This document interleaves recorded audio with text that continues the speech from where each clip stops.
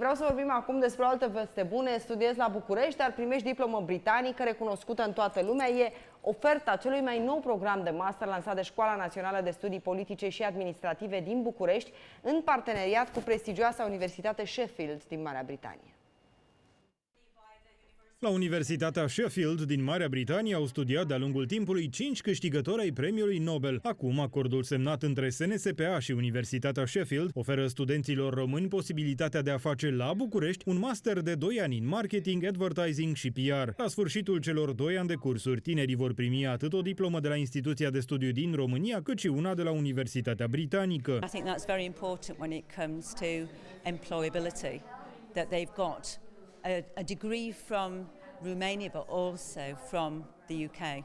The degree from the University of Sheffield is well recognised. La fiecare curs, în permanență, în sala de clasă, va fi un profesor de la Universitatea din Sheffield și un profesor de la SNSPA. Sunt oameni cu experiență academică și practică în toată lumea, oameni care sunt conectați cu lumea reală de business. It's very interactive. We have a lot of case studies. We have a lot of group work. We have a lot of simulations and applications. E genul de curs, de masterat, unde destul de demanding, destul de exigent. Deci trebuie să te implici extraordinar de mult și în timpul liber, să-ți dedici multe ore studiului. Costul unui an de studiu este de 3.920 de euro, iar pentru prima serie sunt disponibile 25 de locuri. E bine, e o veste excepțională și vreau să îl salut în platoul emisiunii 100 de minute pe domnul Paul White, Pro-Vice-Chancellor, University of Sheffield. Mulțumesc foarte mult că sunteți aici. Good evening. Good evening. Thank you for Why Romania? Why do you trust Romania now? We trust Romania. We always have trusted Romania. Romania seems to us a country that's really going places, and we want to do educational things with Romania. So it's an important place for us. We deliver programs all around the world. Why not Romania? Programele noastre De ce nu sunt peste tot în lume, de ce nu și în România? Mulțumim foarte mult, o să continuăm discuția. Mai este aici alături de noi, de asemenea, domnul Remus. Acest parteneriat cu Universitatea Sheffield? Evident că este un moment de mândrie. Dați-mi voie însă să spun câteva cuvinte vis-a-vis de SNSPA și cooperarea internațională. De la bun început, din 1990, de când a fost fondată universitatea, ne-am bazat pe parteneri internaționale. Am avut primele programe Tempus pe științe politice în România, am fost implicați în proiecte cu Banca Mondială, NATO, Colegiul Europei, alte, Kennedy School, instituții celebre. Avem programe în limbi străine, avem colaborări cu profesori invitați, visiting professori, studenți străini, dar este pentru prima dată când semnăm un acord pentru o diplomă dublă. Deci, practic, masterul care l-am lansat astăzi este recunoscut în România după standardele românești, dar același program este recunoscut în Marea Britanie după standardele din această țară. Și colaborarea cu Sheffield, știm foarte bine că este o universitate foarte cunoscută, plasată în primele 100 de universități la nivel mondial, mai exact locul 66, deci locul 66. Pentru noi este o mândrie. Vreau să salut și pe Alina Vasile, reprezentantul Sheffield University în România, cu care am vorbit la un moment dat în emisiune despre programul EMBA pe care îl organizează University of Sheffield în România. Cum este să se ajungă la un asemenea moment care pentru mine, dacă aș fi fost într-o altă etapă a vieții, ar fi fost un vis să pot să fac un astfel de master la București, la SNSPA, în parteneriat cu Universitatea Sheffield?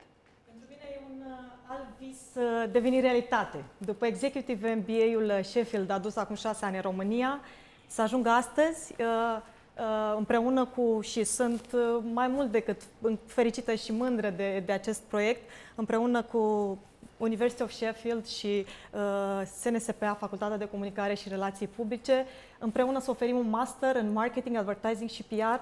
E un vis deveni realitate. Și motul Universității Sheffield e dream bigger dreams. Indeed. So we really, deci chiar trăim aceste vise frumoase și mă bucur că oferim studenților din România și acum și la masterat această experiență a educației britanice oferită acasă cu profesori internaționali, cu profesori de la SNSPA. Întrebarea este, if you'd have a student from Romania in front of you, what would be your advice for him Ce sfat i-ați da about how to improve the image of Romania? cu privire la felul în care ar putea îmbunătăți imaginea României? Avem deja studenți din România, peste 100 la Universitatea mea în Marea Britanie. Cred că totul se rezumă la a spune adevărul despre România. Există unele idei preconcepute și le putem înlătura dacă oamenii sunt ei înșiși, dacă studiază serios, dacă se integrează în comunitatea internațională, pentru că la universitate avem studenți din peste 100 de țări. Trebuie să devină parte a comunității internaționale și cu siguranță acest lucru va îmbunătăți imaginea țării din care vine orice student. Vă întreb același lucru, domnule Pricopie, ca specialist. Da? Ce le-ați spune? Cum să îmbunătățească imaginea României Same acum? question Că dacă for vorbim Mr. de advertising, PR, marketing, trebuie să ne gândim la asta. Predau comunicare, am lucrat în instituții în zona comunicării, am fost purtător de cuvânt, dar am fost și student în străinătate. Prin urmare, cred că pot să combin toate aceste lucruri și, așa cum a spus domnul White, nu cred că trebuie să facem ceva special, trebuie să fim noi. Și să știți că studenții români în străinătate, și dacă nu e adevărat, îl rog pe Paul White să infirme acest lucru, dar studenții români în străinătate sunt de foarte bună calitate și au rezultate foarte bune. Când prima dată m-am dus în Belgia ca student, în 97, pot să recunosc că eram complexat. Credeam că o să fiu unul dintre cei mai slabi studenți de acolo, pentru că nu sunt echipat ca ceilalți colegi. N-a fost așa. Am avut rezultate foarte bune și nu doar eu, toți românii pe care i-am întâlnit acolo și în Statele Unite și în Marea Britanie, când am studiat, foarte activi, foarte dinamici. Și să știți că imaginea are diferite dimensiuni. Imaginea politică, de exemplu, este una, imaginea economică este alta, imaginea academică also. De asemenea, are o altă... Astăzi ați vorbit în engleză, îmi dau am vorbit seama. în engleză și...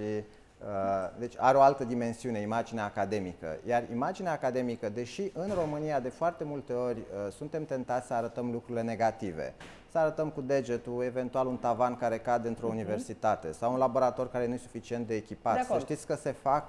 Dar factorul uman este esențial. Se fac eforturi, sigur că s-ar putea face și mai multe eforturi să fim la nivel european și internațional. Am avut o discuție cu domnul White despre buget. Tocmai a fost reanunțat clasamentul, ultimul clasament, top 500 la nivel internațional. Să știți că acela este, printre altele, și un buget, și un clasament al bugetelor universităților. Va trebui să ne oprim în scurt timp, știți cum este, în doar câteva secunde și atunci vă rog pe fiecare, și pe doamna Vasile, și pe domnul Pricopie, și pe domnul White, să-mi spuneți de ce, dar realmente în două cuvinte, de ce e cu adevărat ceva nou, inovativ acest master. Alina Vasile.